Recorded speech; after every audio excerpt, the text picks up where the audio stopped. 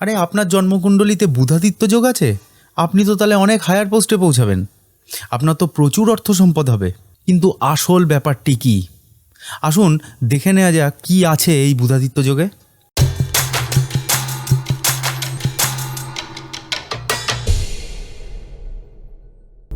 জ্যোতিষশাস্ত্রে যোগ বলতে বোঝায় সংযোগ।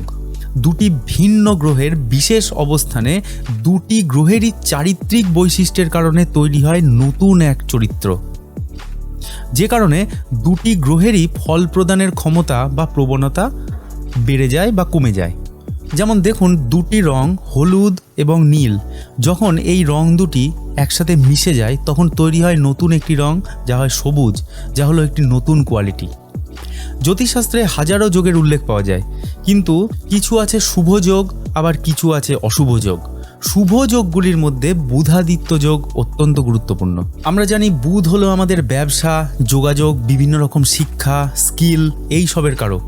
আবার রবি যেখানে বা যার সাথেই বসুক না কেন তাকে আলোকিত করে তোলে এবং তার কোয়ালিটি ছড়িয়ে দেয় আলোর মতো। জন্মকুণ্ডলিতে যদি বুধ এবং আদিত্য অর্থাৎ রবি যদি সংযোগ করে তাহলে তৈরি হয় এই বুধাদিত্য যোগ। অনেকে বলেন বুধ রবির কাছে থাকলেও কম্বাস্ট বা দগ্ধ হয় না, তাই বুধ ও রবির মধ্যে যদি ডিগ্রির পার্থক্য 3 ডিগ্রি থেকে 7 ডিগ্রি হয় তবে এই বুধাদিত্য যোগ তৈরি হয়। অর্থাৎ রবির ডিগ্রি বুধের ডিগ্রির থেকে অবশ্যই বেশি হতে হবে। এবার দেখা যাক কোন কোন রাশিতে এই বুধাদিত্য যোগ তৈরি হয়। আপনার যদি জন্মকুণ্ডলিতে বুধাদিত্য যোগ থাকে তাহলে দেখুন তো কোন রাশিতে এই বুধাদিত্য যোগ তৈরি হয়েছে। এই যোগ তৈরি হয় সমস্ত অগ্নি রাশিতে। অগ্নি রাশি মানে কি? মেষ, সিংহ এবং ধনু। এবং দুটি শুক্রের রাশিতে তৈরি হয় এই যোগ, একটি হলো বৃষ এবং একটি হলো তুলা।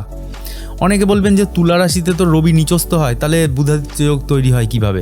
এটা এক্সেপশনাল কেস, কিন্তু তুলা রাশিতেও বুধাদিত্য যোগ তৈরি হয়। এছাড়া যে ঘরেই বুধাদিত্য যোগ তৈরি হবে সেই ঘরটি জন্ম লগ্ন থেকে কত নাম্বার ঘর সেটা দেখতে হবে। যেমন কেন্দ্র ঘর এবং ত্রিকোণ ঘরে এই বুধাদিত্য যোগ তৈরি হলে খুব ভালো রেজাল্ট পাওয়া যায়। যেমন যদি আমাদের কর্কট লগ্ন হয় তাহলে মেষে এখানে বুধাদিত্য যোগ তৈরি হয়েছে। মেষ একটি অগ্নি রাশি এবং এই মেষ রাশি কর্কট লগ্ন থেকে 10 নাম্বার ঘর। 10 নাম্বার ঘর মানে এটি একটি কেন্দ্র ঘর। 1, 4, 7, 10 আমাদের কেন্দ্র ঘর হয়। এবং কিছু ত্রিকোণ ঘর আছে, যেমন 1, 5, 9 এগুলো ত্রিকোণ ঘর। যেমন যদি সিংহ লগ্ন হয় তার জন্য 9ম ঘর হচ্ছে মেষ, এখানে বুধাদিত্য যোগ তৈরি হয়েছে। তার মানে এটা খুবই গুরুত্বপূর্ণ, খুবই ভাইটাল একটা যোগ তৈরি হয়েছে। আবার দেখুন ধনু লগ্নের কেসে 5ম ঘরে তৈরি হয়েছে বুধাদিত্য যোগ, মানে এটাও একটা খুব ইম্প্যাক্টফুল যোগ তৈরি হয়েছে। ইম্প্যাক্টফুল জায়গায় মানে কেন্দ্রে হবে অথবা ত্রিকোণে হবে। আবার কারোর যদি এখানে মকর লগ্ন থাকতো তাহলে তার 4র্থ ঘরে বুধাদিত্য যোগ তৈরি হতো। ঠিক আছে, কেন্দ্র ঘরগুলি যেমন 4, 7, 10 এইগুলো যেমন কেন্দ্র ঘর, তো এই কেন্দ্র ঘরে বুধাদিত্য যোগ তৈরি হয় এবং ত্রিকোণ ঘরেও বুধাদিত্য যোগ তৈরি হয়। আবার এই যোগের সাথে যদি 5ম বা 9ম পতির যোগ থাকে তাহলে খুব ভালো এফেক্ট পাওয়া যায়।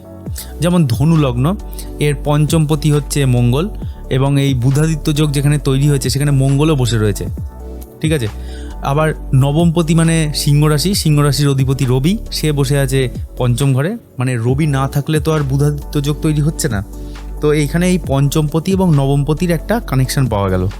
যদি এরকম কানেকশন হয় তাহলে খুব স্ট্রং বুধাদিত্য যোগ তৈরি হয়। এবার দেখা যাক যে বুধাদিত্য যোগে কীরকম ফল হয়। শুভ বুধাদিত্য যোগ প্রদান করে মেনলি চটজলদি বুদ্ধি। দেখুন আমরা বুদ্ধিমান কাদের বলি? যারা সঠিক সময়ে সঠিক উত্তর দিতে পারে তারাই আসল বুদ্ধিমান।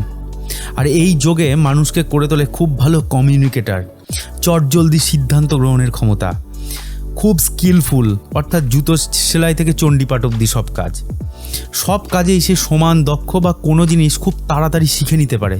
এই সমস্ত কোয়ালিটি এই যোগটি প্রদান করে বলে জাতক জাতিকার অগ্রগতি খুব ভালো হয় এবং জীবনে সব কাজে এগোতে পারে, তাই এনারা সুপ্রতিষ্ঠিত হতে পারেন।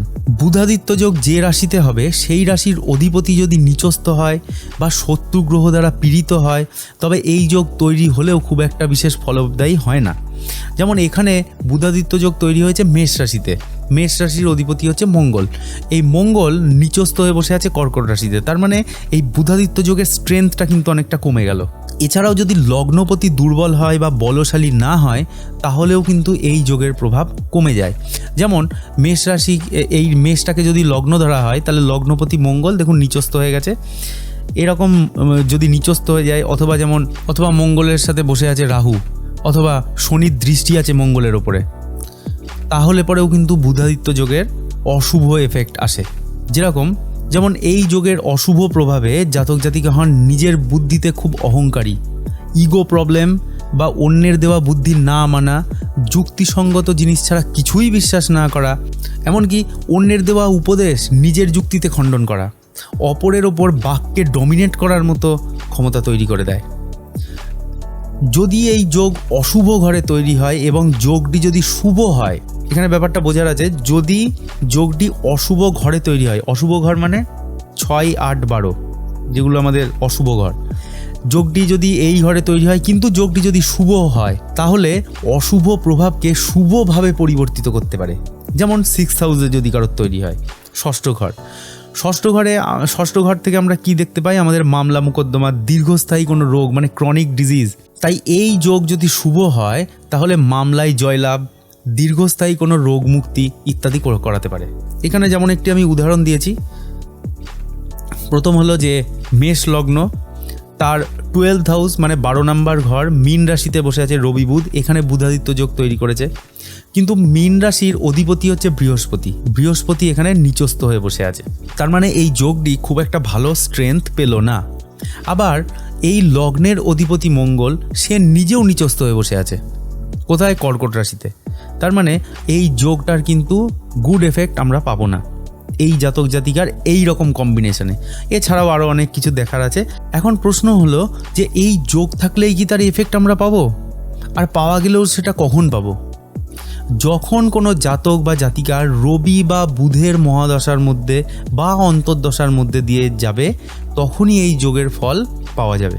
ঠিক আছে, আরও প্রমিনেন্টভাবে দেখতে গেলে বা কতটা স্ট্রেংথ আছে কোনো প্ল্যানেটের সেটা জানতে গেলে আমাদের D9 চার্ট বা নবাংশ কুণ্ডলিটা ভালো করে দেখতে হবে। তাতে বোঝা যাবে যে প্ল্যানেটের স্ট্রেংথ কতটা ভালো বুধাদিত্য যোগ তৈরি হবে, কতটা সে জীবনে এগোতে পারবে ইত্যাদি অনেক কিছু বোঝা যাবে।